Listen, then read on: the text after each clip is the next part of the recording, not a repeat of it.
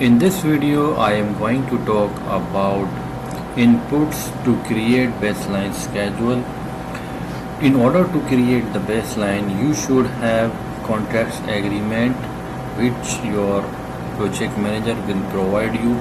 You should see in the project agreement what is the project start date and finish date and duration of the project, what is the scope of work, and to see terms and condition for the project. Next, you should have bill of quantities to analyze the duration and resources for each activities and its cost breakdown also you will make from the bill of quantities.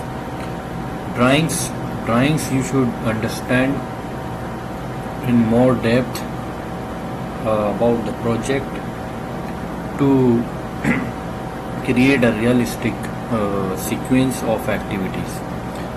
Long lead items and its duration from supplier.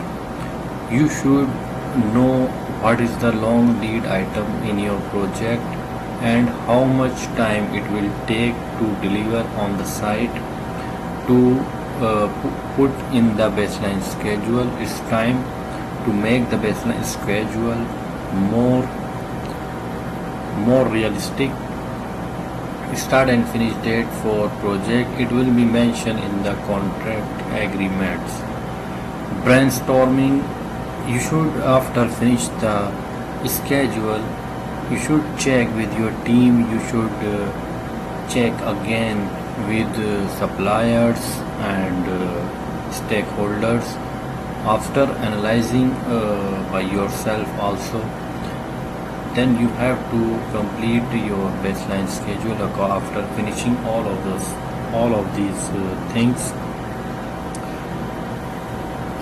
In the next video we will talk about EPS and project, how to prepare EPS and project in the Primavera P6.